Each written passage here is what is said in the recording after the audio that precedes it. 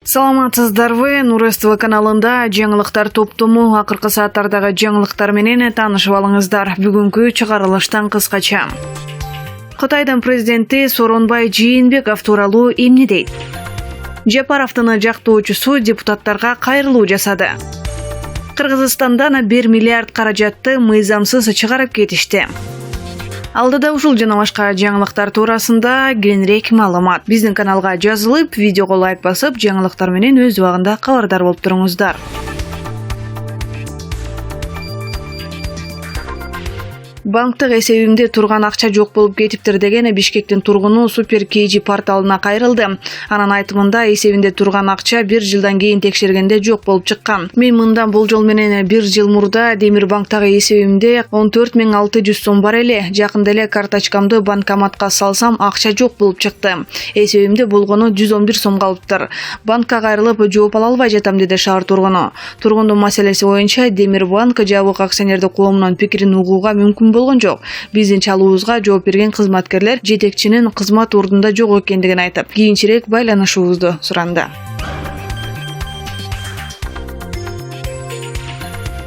Кыргызстан мусулмандарынын дин башкармалыгы быйыл Ороз айында чогултулган битир садаганын эсебинен 1 миллион 725 миң сомду жардамга муктаж жарандарга таратууну баштады. Чогултулган каражат жыл сайын Ороз айында арыз жазган жардамга муктаж жарандарга таратылып келет. Быйыл Рамазан айында битир садагага арыз менен 575 жардамга муктаж жарандар кайрылган.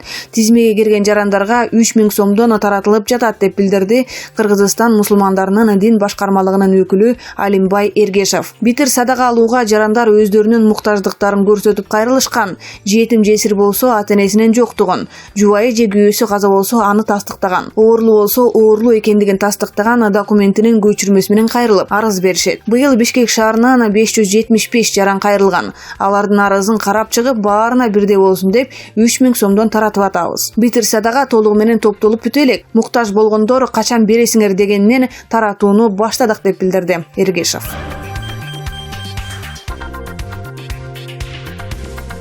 Өкмөттөн Чүй облусунун ыйгарым укуктуу өкүлү болуп Алтынбек Намазалиев дайындалды. Эл астына аты жыты белгисиз бул жигиттин өткөн чагына кызыгып көрсөк, шектүү суроолор жаралды. Бул кандай? Чүйлүктөрдү шылдың кылуу эмеспи? Эмесе соол таштайлы. 2010-жылы банк кутучаларынан акча урдагандардын арасында Алтынбек Намазалиев дагы болгонбу? Андагы башкы прокурор Кубатбек Байбулов бул жигитти кылмышка шектүү катарында кызматтан айдап ийгенби? Кийин 2016-жылы Намазалиев Кара-Балта прокуратурасында иштеп жатып, иштеги кемчиликтери үчүн жогорку жетекчилик тарабынан айыпталып, кызматынан кол жуугандыгын билесиңерби? 2018-жылы акчанын күчү менен Аламүдүн районуна аким болду эле. Дал ушул суроолорду атайын кызматтар иликтеп, айып болсо кызматка эмес жоопкерчиликке тартпайбы? Биринчиден, жаңы губернатор жооп берсе, гезит бетинен орун берилет. Экинчиден, 1 миллиондон ашык калкы бар Чүй облусуна элдин астына жүзү жарык, кадыр барктуу кадыр дайындалса болмок. Өкмөт башчы Абылгазиев баарын эле өзүнө окшотуп, кайдан жайдан шектүү адамдарды жогору карай сүйрөй берсе, аягы кандай болот? Эл ичинде ушул тапта нааразычылыктар жаралууда. Негизи оомат кеткенде канчалык аракет кылса дагы окшошпойт. Ар бир каадамынан жаңылып, кут качып, коомчулукка жек көрүнө баштагандыгы ушул белем деп билдирди Кубат Карачев.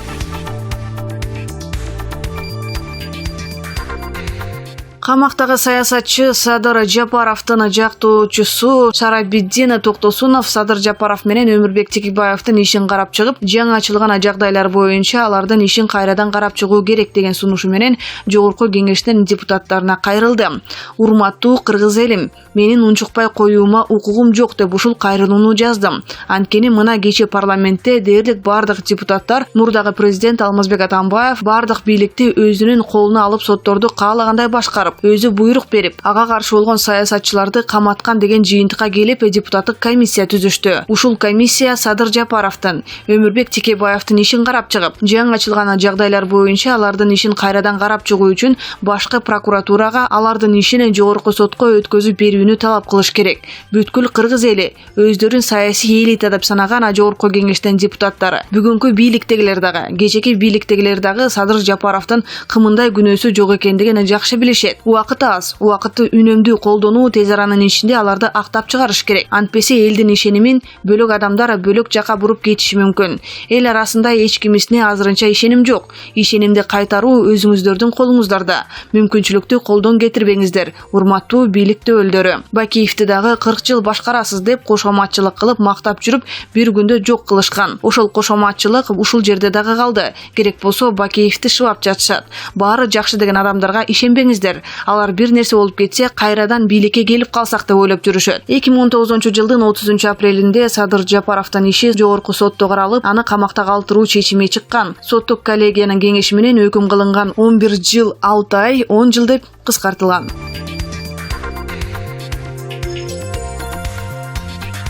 Депутат Зарылбек Рысалиев жандандыруу бөлүмүнүн палатага которулду. Бул тууралуу бүгүн 13-июнда Супер КЖ порталына президенттин жана өкмөттүн иш башкармалыгына караштуу клиникалык оорукананын башчысынын орун басары Александр Алексюк билдирди. Анын айтымында Рысалиевдин абалы орто, диагнозу мурдагыдай эле. Кан басымы туруктуу болбой жатат, дейт Александр Алексюк. Рысалиев 7-июнда Кремтөбөл Азиз Батукаевдин мыйзамсыз бошотулушу боюнча сурак берип жатып, өзүн начар сезип ооруканага жеткирилген. Ошол күнү кечинде Рысалиев кан басымым көтөрүлүп кетиптир. Азыр абалым жакшы деген эле. Азиз Батукаев түрмөдөн бошотулуп, өлкөдөн чыгып кеткен чуулуу окуя учурунда Рысалиев жаза аткаруу мамлекеттик кызматынын башчысы болчу. Окуянын чоо жайы туурасында айтып өтсөк, 16 майда Батукаевди мыйзамсыз бошотуу боюнча мурдагы саламаттыкты сактоо министри Динара Сагимбаева менен жазаларды аткаруу мамлекеттик кызматынын төрагасынын мурдагы кеңешчиси Калыбек Качкыналиев СИЗО бирге киргизилген. Ага чейин Батукаевдин иши боюнча дарыгер Эмиль Макимбетов жана лаборант Ирина Цапова камакка алынган. Анан кийин дагы 3 дарыгерден бул иш боюнча баш коргоо чарасы каралып, тергөө абагына киргизилген. 21 майда мурдагы вице-премьер-министр Шамиль Атаханов дагы кармалып, 26-июнга чейин камакка алынган. Бирок ал тергөө менен кызматташууга баргандыгы үчүн анын баш коргоо чарасы өзгөртүлгөн. Ошол кездеги башкы прокурор Аида Салянова 4-июнда кармалып, 26-июнга чейин камакка алынган.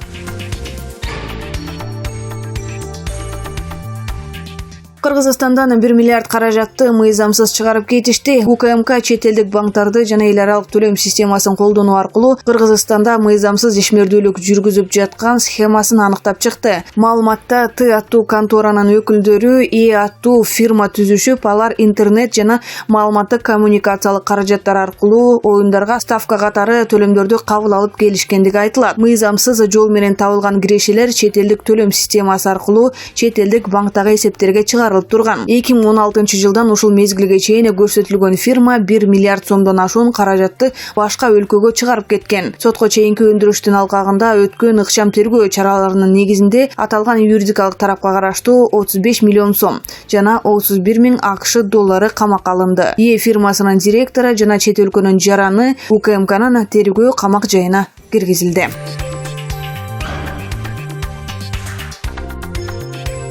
Кыргызстанда чоң позитивдүү өзгөрүүлөр болду деп баса белгиледи Кытай Эл Республикасынын төрагасы Си Цзиньпин бүгүн 13-июнда Кыргызстанга мамлекеттик визитинин алкагында өткөн Сооронбай Жээнбеков менен кеңири курамдагы жолугушууда. КР төрагасы мамлекеттик визит менен меймандос жана дос Кыргызстанга дагы бир жолу келгенине кубанычта экендигин өзгөчө баса белгиледи.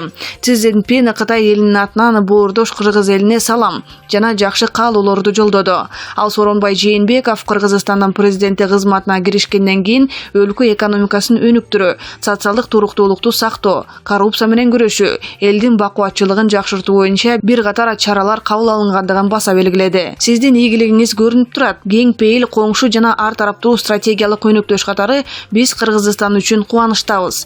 Биргелешкен аракеттер менен Кыргыз-Кытай мамилелери абдан өнүктү. Жаңы типтеги мамлекеттер аралык мамилелердин үлгүсүн орноттук деп белгиледи КР төрагасы. Си Цзиньпин эки өлкөнүн элдеринин жыргалчылыгы үчүн мындан ары өз ара пайдалуу кызматташтыкты өнүктүрүүгө даяр экендигин билдирди. Мамлекеттик визиттин алкагында көп пландуу эки тараптуу кызматташтыкты мындан ары өнүктүрүүнү пландап, аны жаңы деңгээлге көтөрүүгө даярмын деп баса белгиледи Си Цзиньпин.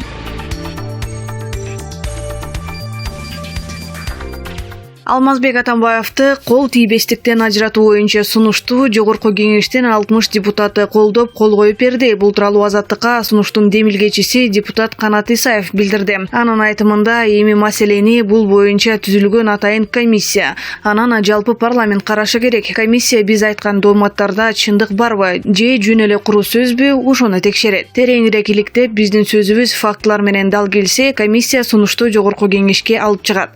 Жогорку Кеңеш аны башкы прокуратурага жөнөтөт. Башкы прокуратура текшере турган жагдайлар бар экендигин ырастаса, кайра парламентке келип экс-президенттин кол тийбестигинен ажыратууга уруксат сурашы керек. Натыйжада парламент кайра жалпы жыйынында экс-президенттин кол тийбестигин алууну карайт. Эгерде аны парламенттин 3/2 тагыраагы 80 депутат колдосо, анда Атамбаевдин кол тийбестиги алынып салынат да башкы прокуратура ага карата тергөө иштерин жүргүзө алат. Ошонун жыйынтыгы менен мурдагы мамлекет башчыны күнөөлүү же күнөөлүү эмес деп айтса болот деп билдирди ал. Канатбек Исаев комиссиянын курамы, жыйыны бүгүн толук белгилүү болоорун кошумчалады. 12-июнда парламенттин жалпы жыйынында депутаттар Канатбек Исаев, Талант Мамытов жана төрага Дастанбек Жумабеков мурдагы президент Алмазбек Атамбаевдин ишмердүүлүгүн жана соңку билдирүүлөрүн кескин сындап, ага тиешелүү баа берүүгө үндөшкөн. Алар президентти кол тийбестиктен ажыратуу боюнча демилге көтөрүп, муну 40 депутат колдоого алган. Жогорку Кеңеште жалпы 120 депутат бар. Алмазбек Атамбаев Кыргызстанды 2011-жылдан 2017 жылдары башкарган. Өзү парламенттеги соңку демилгеге комментарий бере элек. 8-июнда ал Бишкекте өткөн митингде өзүн актап, азыркы бийликти сындаган. Атамбаевдин тарапкерлери муну атайын даярдалган сценарий деп баалашты.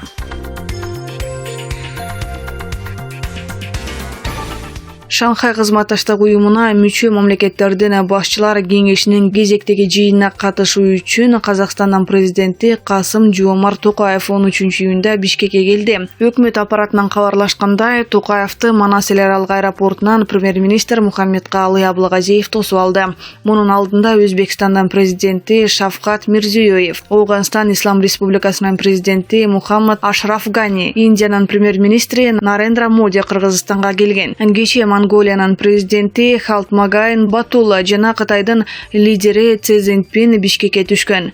Шанхай кызматташтык уюмунун саммити Бишкекте 14-июнда өтөт. Ага Кыргызстанды кошкондо 12 өлкөнүн президенттери катышат. 9-июнда өткөн кезексиз шайлоодо Касым-Жомарт Токаев калктын 70%дан ашык добушун алып жеңишке жеткен. Анын инаугурациясы 12-июнда өттү.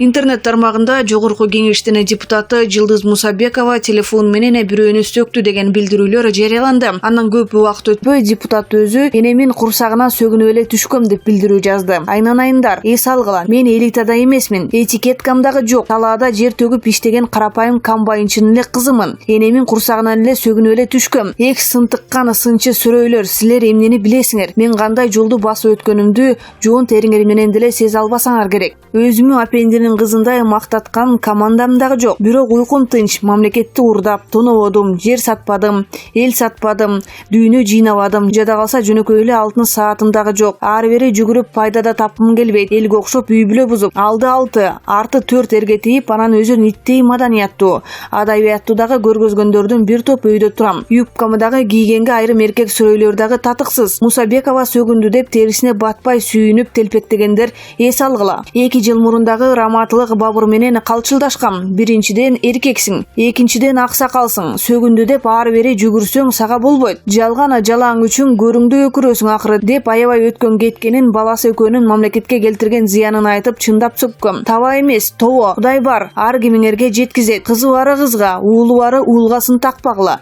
Биринчи өзүңөрдү күзгүдөн карагыла. Менин келбетим ушундай эле. Уялсаңар айланып өткүлө. Артыңарды карабай качкыла деп билдирди эл өкүлү.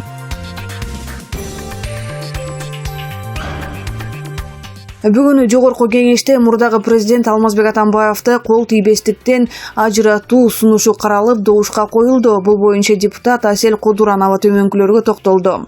Экс-президентти жоопко тартуу сунушуна добуш берүүгө жалпы 92 депутат катталган. Анын ичинен макул деген 48 добуш алган. Бир добуш каршы деп берилген. Бирок ошол учурда залда 27 депутат гана бар болчу. Бүгүн депутат Карамат Бабашевна иш сапары менен кеткендигине байланыштуу добушун мага таштап кеткен. Демек Анвар Артыковдун жана Карамат Бабашевнанын добушун кайтарып алганда макул деген 46 добуш кылат. Ал эми маселени күн тартибине киргизүү үчүн 47 добуш керек. Бул маселе күн тартибинен алынышы керек деп билдирди ал. Буга чейин эл өкүлү Анвар Артыков бул боюнча макул деген добушту өзү бергендигин, ал залда жок кезде анын ордуна башка бирөө бергендигин айткан.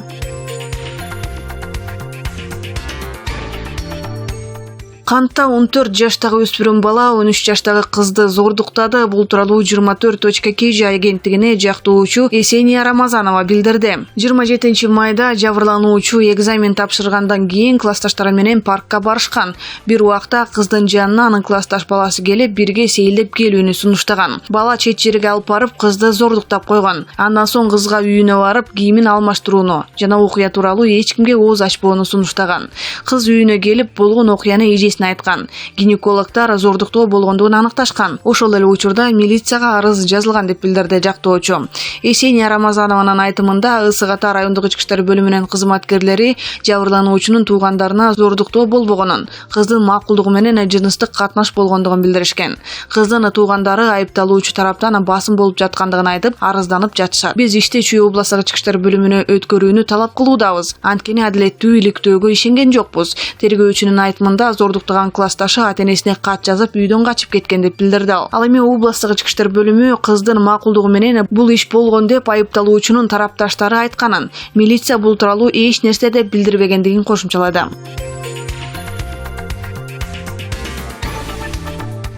Ош шаарында Артем аттуу жаран өзүнүн кайнэжесинин үстүнө кайнап жаткан шорпону төгүп салган. Аталган факт боюнча козголгон кылмыш иши сотко чейин жетип, бирок эки тарап жарашып алганына байланыштуу иш өндүрүштөн кыскартылган.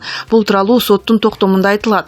Айыпталуучу Артем 1968 жылы туулган. Мурда соттолгон эмес, эч жерде иштебейт. Ага жазык кодексинин 139-беренесинин 1-бөлүгүнүн негизинде айып тагылган. Тергөө иштеринин жүрүшүндө ушул жылдын 8 апрелинде саат 18:00 чамасында Артем өзүнүн кайненесинин үйүндө жүрүп, үй бүлөлүк чырдан улам Мария аттуу кайнэжесин ыплас сөздөр менен сөгүп түрткөндүгү аныкталган. Андан тышкары билип туруп, казанда кайнап жаткан шорпону Мариянын үстүнө төгүп салган. Андан кийин качып кеткен. Сот отурумунда айыпталуучу күнөөсүн толугу менен мойнуна алган. Ал окуя болгон күнү үй бүлөсү менен спирт ичимдигин ичишкен. Андан кийин кайнэжеси экөөнүн ортосунда жаңжал чыкканын билдирди. Бирок ал шорпо эмес, ичинде кайнап жаткан суусу бар чайнекти коңторуп салгандыгын айткан. Ал эми жабырлануучу Мария үйгө кирип уктап жаткан Артемду көргөнүн билдирди. Мария күйөө баласын ойготуп, эч жерде иштебей, үйгө акча таап келбегендигин айтып, андан үйдөн кетүүнү талап кылган. Мария Артемго аны алардын апасы багып жаткандыгын айтып, күйөө баласы менен урушкандыгын билдирди. Ошол учурда Артем анын үстүнө казанда кайнап жаткан шорпону төгүп салган. Сотто жактоочу эки тараптын элдешкендигин тастыктаган, макулдашуусун көрсөтүп,